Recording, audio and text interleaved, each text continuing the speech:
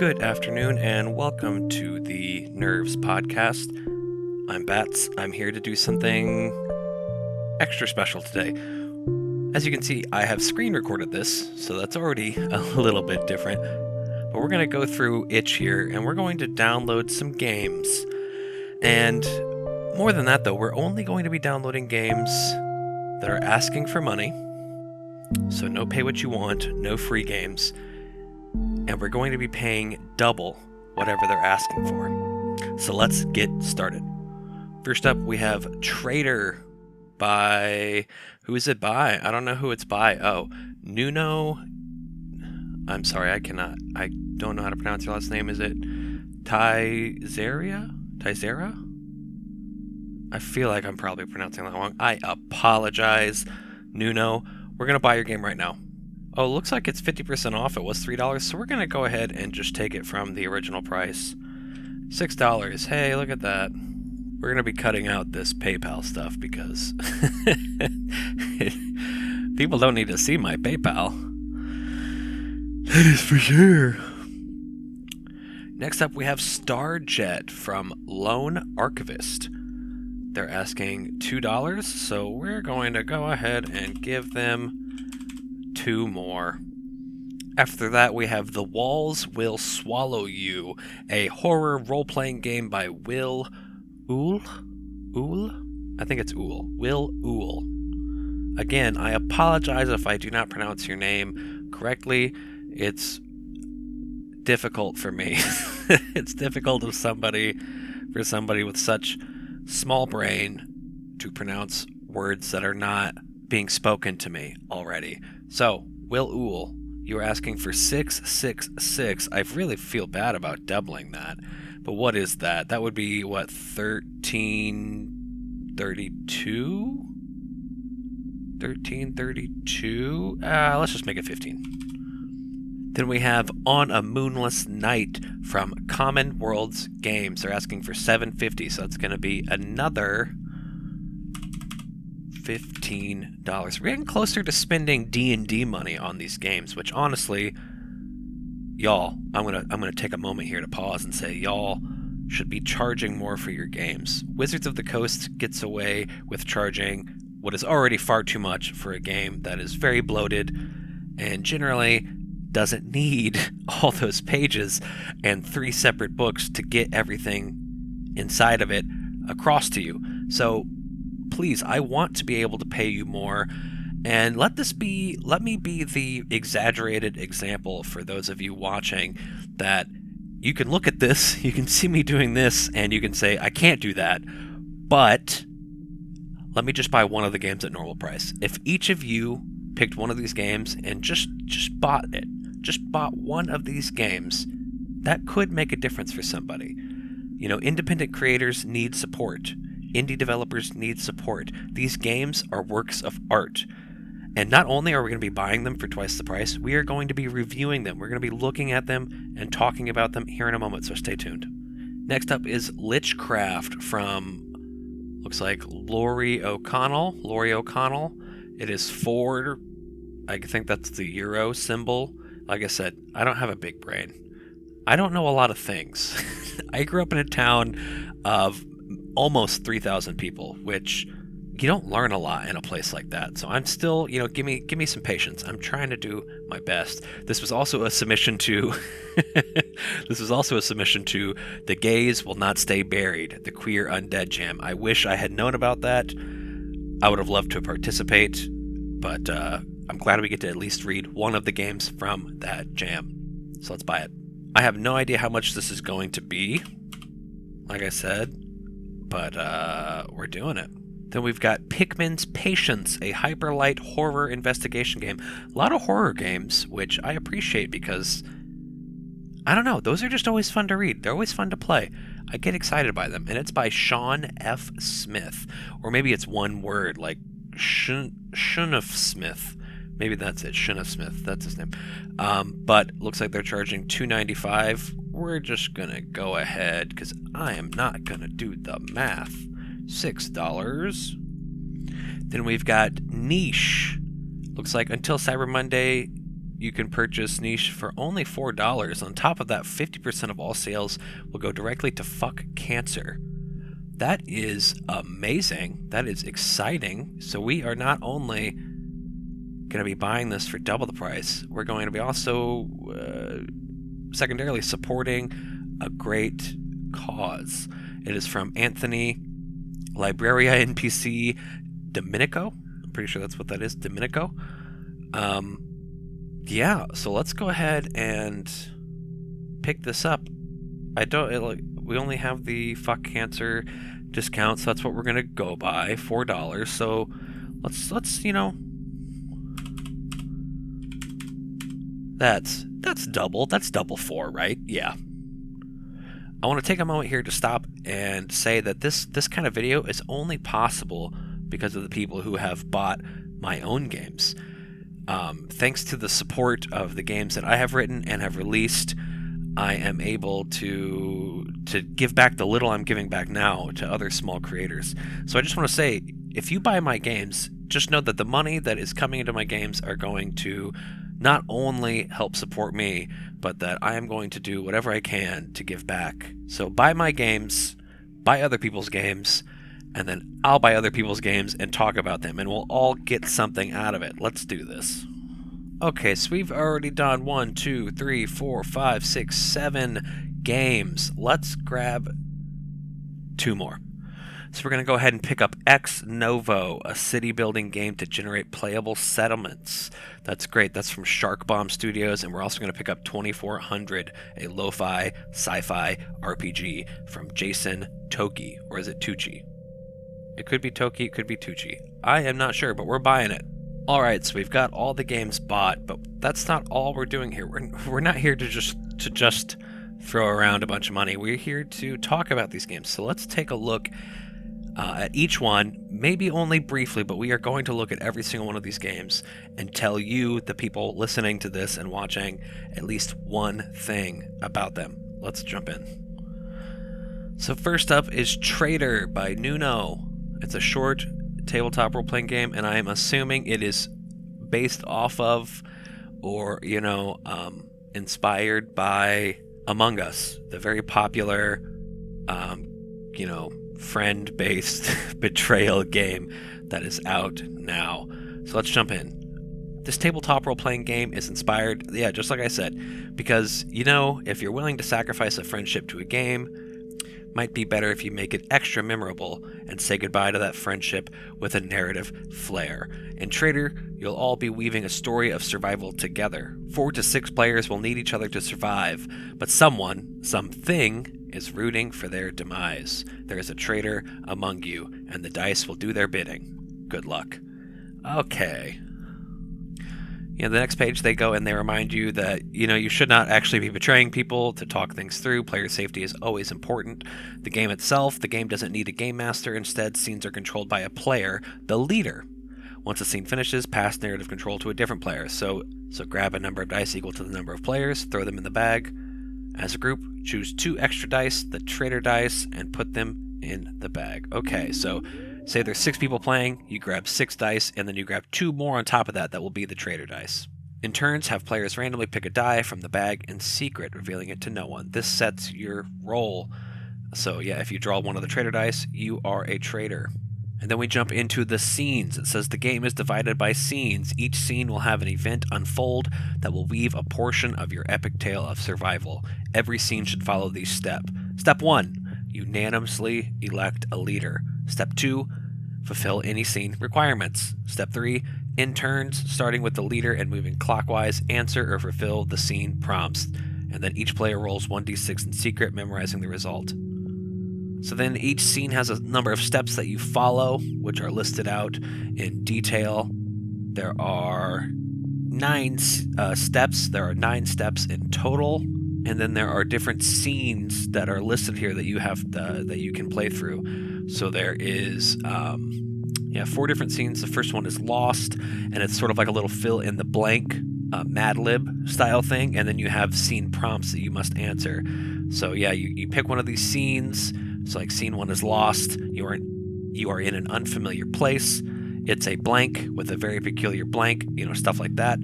And then you go through the different scene steps to complete that. During the scenes, everybody rolls their dice, and then you share the numbers rolled out loud. If you are a survivor, you must share the number you rolled truthfully. But if you're a traitor, you can lie and pick any number you want from 1 to 6. And then you check the number of odd dice rolled and compare that to the traitor table in the book to decide the consequences. Then you can start throwing around accusations about who is the traitor. So yeah, it's a small little game. It's got enough stuff in it for you to just jump in and play it. It looks like what would be a fun party game. That's all we're going to talk about. Let's jump into the next game. Next up is Starjet. It is a single-page tabletop role-playing game. It has a very adorable and well-put-together grid. It looks like the silhouette of a planet with stars and asteroids on it. There are 4 different ships to choose from, and it's a print-and-play dog-fighting skirmish game for 2 to 4 players. So you each cut out one of the jets, one of the planes. The youngest player goes first, and then you move clockwise from there. Each of the ships has as health, has a speed and a modifier, and its damage. So then you move. Each turn you move, can attack, and then the last player standing wins. That sounds really great. I feel like that's something that could be expanded on to even a bigger game if you wanted to. Maybe using some of like the Troika background rules, the ideas there to create ships instead of, background characters, and go from there. But Starjet, single page, it looks fun. The art is very nice. And I like the name. It's a really nice name, Starjet. Go pick it up. After that, we have The Walls Will Swallow You, a horror role-playing game by Will Uhl. I'm thinking it's Uhl. That's okay. The introduction. Something terrible breathes within the walls of that house. It's taken something from each of us, though I couldn't tell you why or how. All I know is that if we don't head inside that house, it's never coming back. It is a self-proclaimed psychological horror micro-RPG inspired by House of Leaves, Pan's Labyrinth, and more traditional horror staples. Sounds like it might also have a bit of Hill House in it, which is great because Hill House, House of Leaves, Pan's Labyrinth, all those are great things, great inspiration. Materials required, it's for 3 to 5 players. You need a deck of playing cards without the jokers and a handful of dice. And then some tokens, it looks like, so you could use coins or whatever. They also say the game should take 2 to 4 hours to play. Everybody gets to make their character after the house describes the... Okay, so the dungeon master, the game master, is called the house. So they describe the eerie supernatural phenomenon, and then everybody makes a character. You draw... Oh, okay. So the house draws 5 cards from the deck and asks the players 3 questions out loud. What are your names? How do you know each other? And what have I taken from you? When each person answers a question, they take 2 dice. Each player should end up with 6 dice in total. And then each player gets to ask the house a question in the voice of their character. They say that the house does not answer this question. So it's sort of like, the house tells you the supernatural thing, you create your character, and then you say something to the house in character, and that is almost like a way of the house being able to create ideas for the session right then and there without needing to prep. The game is handled with reveals when players enter a new room. So basically, every time a new section of the house is entered, the house places between 1 and 3 cards from their hand face down on the table. These represent the most important things that the players can find in that room. They can give players tools, or they can threaten them with danger. And then it gives you a list. It goes by suit. So the hearts are tools, diamonds are discovery, spades are blood, or clubs are blood, and spades are complication. And it gives you some examples of each. And then they can be flipped by either the players or the house. So you're kind of always taking the risk if you want to flip something. And the house, too, if they want to flip something over, they can, and it might be something bad. It could be something great.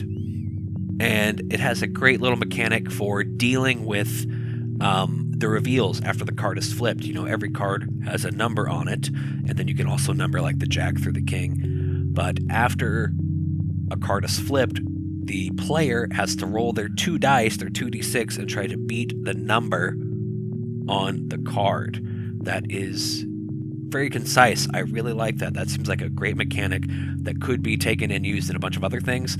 Or like I said about Starjet, you could extrapolate on this and create an even bigger version of this game with that in mind. That's all we're going to look at for now. There is more in this game, including including rules for the house to create horrors and stuff like that. So check this game out.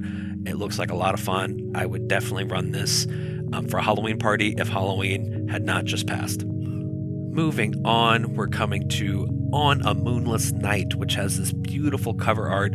It almost looks like old school black and white comic art that you would see maybe from the 60s, 70s era. It is a self-proclaimed occult investigation and horror collaborative storytelling game. It is by Jack Israel and Rafael Cabo. It is 27 pages and covers everything from the game itself to what the host, which I am assuming is the game master, is supposed to do.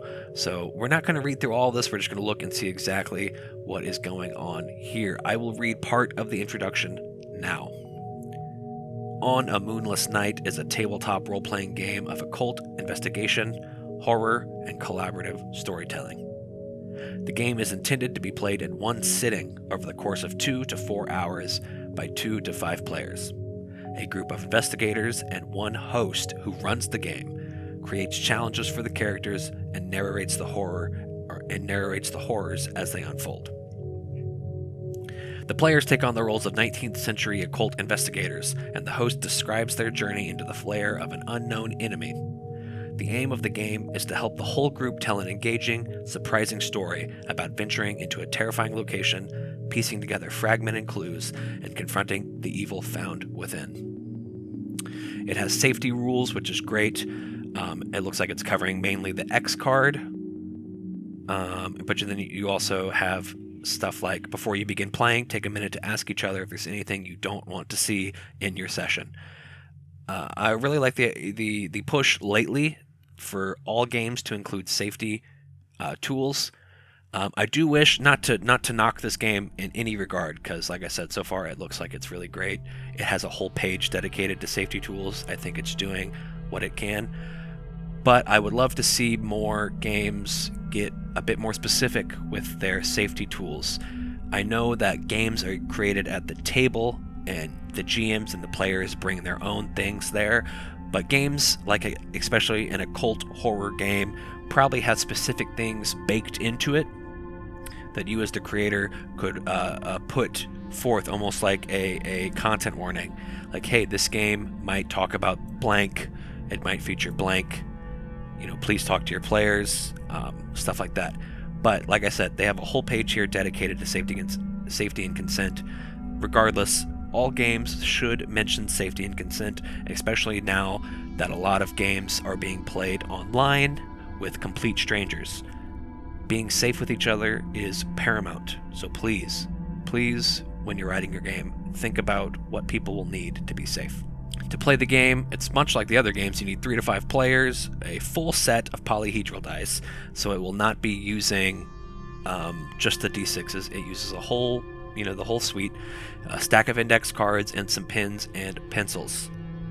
The basic structure of the game follows the introduction, where the players come together and create their characters, the descent, where you play the game itself, and then the climax, where the players will come face to face with the enemy and do battle with its terrors. And then you have the epilogue, where you blow out the candles, turn off the music, and return to reality. So it has a bit of a come down moment baked into the game. I think of that as another form of safety, because if you're doing a horror game, things could get spooky. It's pretty easy to get into the mind of your character and find yourself shaken, much like you might be at the end of a horror movie, and having that moment to come down can be really important there. They have a great roll table for creating characters. If we were to roll one now, we would only need 3d10, and we would roll the doctor, whose physical instinct is to issue orders, and their mental instinct is to find opportunity in odd places. So you get 3 things, 3 dice rolls, gives you a basic outline for a character, I love that. Very simple. It would give someone like me who likes to create their character as they play enough to jump in and describe, introduce themselves, but also leave that room for growth throughout the session. They follow the same thing with the layers, except it's a D12 table. So if we were to create the layer right now, the description would be that it's abandoned and it takes the form of a farmhouse, and its notable feature is that it's built over an ancient pagan burial ground. Okay, so it looks like it's almost like a horror movie setting building table. So that's great. 3 D12 rolls, 3 forms of description, and you have yourself a layer to play in. This is great. The terror is the way the host, the game master, gets to do things. So basically, when players do certain things, the host gets more dice to put into their terror pool. So then when you encounter the terror, the host will ask one of your group, probably the one who revealed whatever it is, to make a reaction. After to make the reaction, the player will roll their dice, and the host will roll the entirety of their terror pool. So the more dice that the host is able to collect, the more horrifying that moment is going to be. That's beautiful. The rest of the game has quite a lot of information on running horror, and information for the host specifically, telling you what the role is, how to handle reactions, awarding clues, best practices for playing the game, and things of that nature. So do pick up On a Moonless Night and maybe have some terrifying fun. Next up we have Lichcraft. It's a 20-page RPG about trans necromancers. I like this. The art is beautiful. It's got this very pastel, minimalistic approach, which I appreciate personally. It's an art style that I see, or I feel, is underrepresented in tabletop role-playing games. And the fact that it's about trans necromancers makes me super excited. I'm going to read the opening here for us right now. The year is 2069. The setting is Great Britain. The Tories have been in power since 2010. Elections have long been abandoned since everybody kept voting for them anyway. Due to National Health Service cuts, trans healthcare has become increasingly hard to access. The waiting list for an appointment at a gender identity clinic is now 300 years. They don't want to outright refuse you. That would imply that the health service is over capacity or underfunded. Instead, they will simply add you to the end of the list and wait for you to die. But they are fools, for you have learned the secrets of immortality, and you will get to the end of that waiting list even if it means waiting another millennium. I love this already. This feels like a game born from spite, and a spite that is relatable and powerful, and I feel like I should read the whole thing. I should have done a whole video on just this game. Let's find out what the basic mechanics of the game are, though. I like this. Right after reading the introduction, right next to it you have kind of like what the game is about besides just the setting stuff, and it says that the game is for 1 player and 1 GM, or a game for a group of people if you wish to play a gang of wannabe liches. But it looks like it was written for 2 players. That's very personal. I like that. There's not a lot of games that I've seen that are built specifically for 2 people. I feel like the language, the mechanics, and the ideas can be a lot... Well, they can focus on more personal things when it's between 2 people, because for the most part, you probably aren't going to pick up Lichcraft and play it with a complete stranger. Unless, I could be a great date, honestly, get to know somebody through a one-on-one RPG. But more than likely, it's going to be 2 people who know each other. They're going to be sitting down with the idea to play this together as a bonding moment, or just a moment to have some laughs and have some fun. In this game, you play as a trans person who has been trapped at the bottom of a waiting list. It goes on to say that the author of this game is a trans person who has spent many years on the NHS waiting list. So this game comes from a very personal place. It also goes on to say that no trans experience is the same. For some, the relatively lighthearted tone of this game may not be correct for you, and that's fine. So it's trying to be very understanding that. And explain that this is about a personal trans experience and not in any way trying to represent the entirety of the trans experience, which I think is really nice. I, for one, appreciate games that come from a very personal place. I feel like the more specific the experience that you write about, the greater the chance for empathy is. So this is something that I am excited about. This is probably a game that I'm going to read more in depth later. I feel a little bad for buying this game for this video in particular, because it is something that I would like to read more in detail for you all, and maybe we can go into it later. But right now, let's just keep going. There is a nice map of Britain with from Britain in 2069, and it has some things that are changed. I'm not from Britain, so I'm not sure, but I guarantee this table of 6 setting details and even the map itself are probably funny, probably tongue-in-cheek. If I knew more about Britain, they would probably get me tickled. For now, we're going to go ahead creating characters. There are only 2 non-negotiable aspects of your character, and that's that they are trans and they are on a waiting list. Everything else is up to you, or you can generate randomly with a D6. Make sure you choose your politics, a day job, a hobby, and a magical source. I want to go find out what these are. You can roll on all these tables, and then you write up like a little story about who you are. So you need to say, like, my name is blank, I am blank years old, I have known I was trans since blank. So that's fun. That already makes it really personal. I feel like, honestly, this could be a great game for First Date. I feel like that could be something, a way for you to be really earnest and personal with somebody that you just met without having to commit to being like, here's my life. You can kind of put those same feelings into a fictionalized version of you, or just to a fictionalized character, and get to know each other that way, and maybe melt the ice a little bit so that you can get to know each other on a more personal level beyond that. I don't know if that's what this game was meant to do. I just get the feeling when it's a game between 2 people, that's going to be a very personal thing between those 2 people. So I just think date. But let's roll up a character really quick. So I am a non-binary anarchist. Relatable. My hobby is sports, and my day job is journalist. The source of magic is rune casting and ritual. So that's fun. I like this character already. And then we have 3 stats that we assign the numbers 1, 2, and 3 to. They're strength, sense, and spells. And you start with 5 health. The character sheet is very minimalist, but also very, it's very cute. It looks like it was like scribbled on a napkin. And like you're just 2 people sitting in a coffee shop and you're writing down your character details. It's really nice. And then you have rituals for becoming a lich. There are several different tables to roll on that's going to determine where the spell is hidden, and who guards it. Also what the components of the spell are, where those components are hidden, and who guards those components.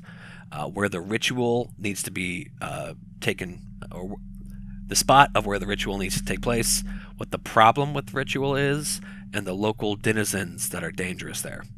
So if we were to just do one really quickly, the spell is in a long-lost Sappho poem, hidden in a university library and guarded by vampires. The components of the spell are a lot of money, hidden in a train that you'll need to rob, guarded by vengeful ghosts. The location for the ritual after we do all that stuff is at Stonehenge, probably.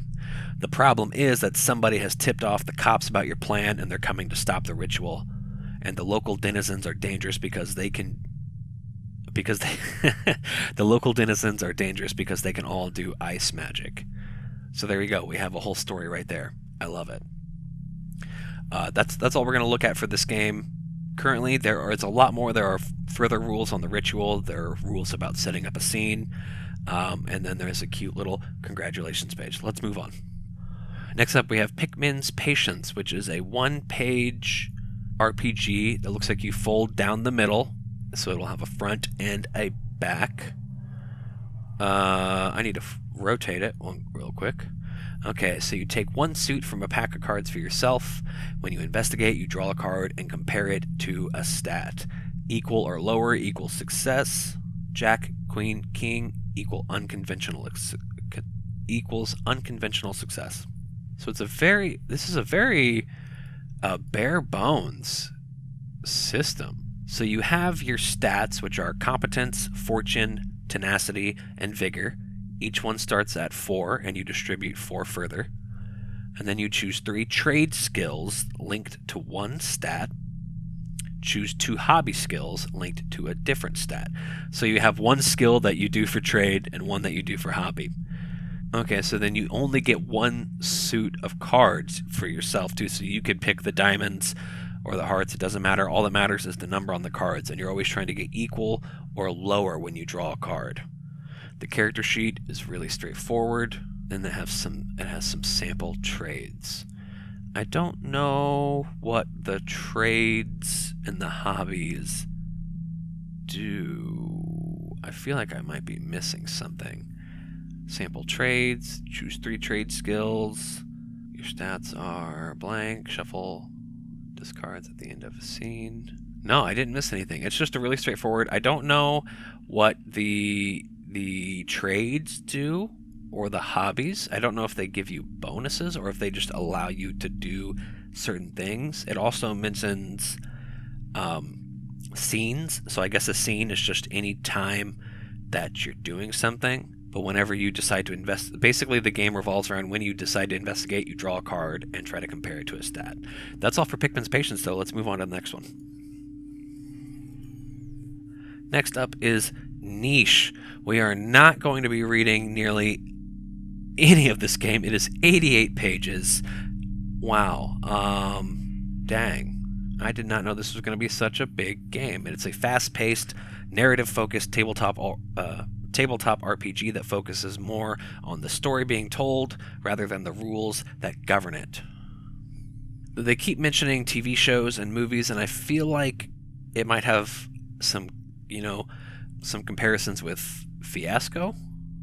Okay, it is powered by the Apocalypse, so it follows the 2d6 success at a cost, and failure. Okay, and then you get, to create your character, you get 6 cards. A role card, a foreground personality card, and a theme card. Then you get your team card, background personality, and your ultimate card. So it looks like you're given cards. It feels almost like it's an improvisational tool. You're given cards like comedian, ace, hothead, rival, and that creates your character. There's a lot in this game. I'll be honest with you. We do not have the time to read through nearly all of this game, but from what I'm looking at, it looks like it is a highly improvisational game with some similarities to Fiasco, where you set up scenes, everybody is given a character. But yeah, so we're not going to read any more of this game. You should probably pick it up and take a read for yourself. This is definitely a longer, more fleshed out game than some of the other indie games we've looked at today. So we just do not have the time to cover all of it, or this video would go on forever. Next up is Ex Novo. This is a game I have actually been seeing on itch for a while, which tells me that people keep buying it even after its initial release, which is rare and means that we might have something special here. It is a self-described city-building game to generate playable settlements for use in other creative endeavors. So it is a city-building game, not necessarily something that you can run characters through, but you make a city and then you can take it into another game or to a short story or a film, whatever you want to do. So let's see how easy and how quick it is to make a city, what exactly we have to do here. So first up, we have a discussion phase, which looks like kind of doubles, not explicitly, but doubles as its safety mechanics. You have setting assumptions, game expectations, target size, and target age. So you talk about those things openly so that you know what to funnel your ideas for the city through to get ideas that everybody will be able to use. Then we move on, and it looks like, from what the book is saying, that there are going to be roll tables for all of these. So you roll on these tables, and that generates your city. This is called the founding phase, where you choose your major geography, terrain features, founding location, settlement decision, starting hierarchy, community factions, and then you name the city. And like I said, each of those is going to have a roll table so that you can generate these things instead of just having to come up with them off the top of your head. Then you have the development phase, where you have you generate a historic event and you generate a natural growth. And then we have the topping out phase, where you generate remaining growth and then you get to name a feature of the city or environment. The art in here is hand drawn. It is very nice. I like it. Most of the art is like little tiny icons, which would be great for like actual map tools, so you could piece together the maps yourself. It talks about landmarks, resources, districts. Each one of these has little drawings next to them to show you how you could draw them and add them to your own map. So you could generate a physical map as you do it. There are factions. It goes on to talk about further map making, including urban uses, a sense of scale, and diverse development. Okay, for the tables, it looks like all of them go off of D6 to 2D6. Or a D666, which is 3d6, and there are tons of options there. Okay, let's quickly generate one of these cities. We're literally just going to go through and read these just so you can see the amount of things that you're going to roll for and what they could possibly produce. So we are going to get a medium city. It says split the map with 11 lines and set aside 13 citizen tokens. I'm not entirely sure what that means, but I'm sure we will get to spend those tokens, and the map is going to be split for specific things. The scale, it is going to be elderly. So wars and rulers are only passing fads. This city was built to last. Mark 20 development phases on the map. The terrain is going to be riverland. Gentle and calm or treacherous and angry. Draw a wide meandering river across the map. Then we have terrain features. We are going to pick volcano, a single towering volcano. Add the terrain feature. So yeah, you plop that volcano right there next to that river. Who cares? Purpose for the location. It is the... let's say these are all very good. We'll say it's the ruins of a former settlement, an old fort, or maybe a temple. Add a resource. Put 2 power tokens on it. The purpose, the decision for creating this city was that refugees were in need. Something destroyed their last home. Add the first district. Move 1 citizen token to it. Okay, so yeah, you use the citizen tokens to, well, distribute your citizens to the various districts. Then we decide the power. It is going to have a communal voting power. People get together and vote on issues. Draw the route that led here. Huh, okay. And then we choose the factions. Who has the power? We will say Seeds of Dissent. 2 factions, 1 in control, and the other newly born. Add 2 factions, move 1 power token on a faction. Great. Warfare events. This is the D666 table. So let's scroll down and we will pick a grand place of culture. The city builds a monumental place for refined culture, a theater, an opera, or an arena. Add a landmark. Add a resource. And there we go. That is, we just build our city. I think some of these you're supposed to roll on more than once, which is fine. But yeah, that just to give you a taste of what Ex Novo has inside of it, go download this game. It looks like it could be fun to play with people because you would be bouncing ideas back and forth between each other as you roll things and deciding what exactly the city looks like, who gets to draw what the factions are doing, what this giant volcano is doing next to this river, and so on and so forth. Let's move on to the final game. Whoa. Okay, so I just opened up this game, and it looks like there are several games inside of it. We have, they all look rather small, so we're going to take a look at a couple of them. This is called the 2400 Micro Games. They are lo-fi, sci-fi RPGs by Jason Toki, I think it's Toki. This one is called Alt. The cover page is this cyborg, robotic-looking ape with a Dragon Ball Z-like scanner across his eye and a spacesuit covering his body. This looks like an OSR game. The rules are all handled by rolling a d6, 5+ is success. Anything lower, you're going to take a setback or a disaster. You can choose your character's specialty, either face, heavy, ghost, or tech.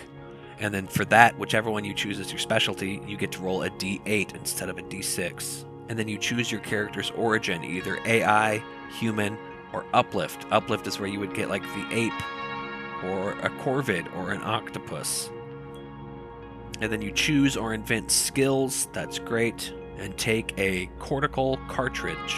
Okay, so a cortical cartridge for a running backup, heads-up display, and smartphone. Okay, so that's sort of like your tech. A weapon, and 2 credits. I think it's supposed to be credits. Most items cost 1 credit each. Ignore micro-credit transactions. That's great. And then you get to choose a body. Huh. I gotta say, there is a lot packed into this game for it just being 4 pages, with one of those pages being the cover. Whew. I don't know if it's just because I've read a lot of stuff already, but yeah, you're going to be making a full fleshed out character just by choosing a few things. And then it includes a list of context, a list of locations, a list of twists, and a list of operations. So this looks like a great little sci-fi OSR style game. Let's check out another one of these 2400 micro games. Let's check out Xenolith. Xenolith features this orange moon on the cover with what looks like a plague doctor standing there and a massive ship exploding and crashing down towards a planet's surface in the background. Okay, so these games are all built very similarly. So I wonder if they're all supposed to be used together in some way. Like this one is laid out very similar to Alt. It has the same rules, the same D6 sort of thing. It includes the same rules about advancement. You choose a specialty, you get starting items, you get skills, and you choose a species that has modifiers to it. And then it also has, crewmates, worlds. So yeah, it looks like a simple setup that has been used to create multiple different games in this weird lo-fi sci-fi setting, which is interesting. Having these various games interact with each other would be a very fun thing to try.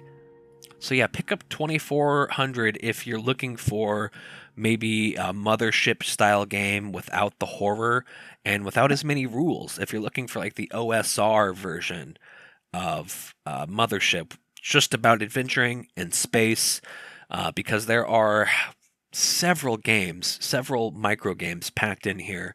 Each one set up the same so they can interact with each other, but each one giving you various different options, backgrounds, and worlds to explore. So yeah, everybody, that was us spending over $100 on games and taking a small look at each one of them. I feel like we've already been talking for so long. If you like this kind of content, if you like these videos, they cost money. It's that simple. To buy a bunch of games, it costs money. I want to do more things like this, so please support the channel any way you can. Even just subscribing, sharing, liking the video goes a long way. And if you want to go the extra mile, you can always buy a game from our store, or sub to the Patreon, whatever you feel like doing. Above all else, though, please support small creators. If, like I said before, if each one of you went out and just bought one of these games, I think it could make a difference, even just a small difference for somebody. Until next time, though, good luck. Don't die.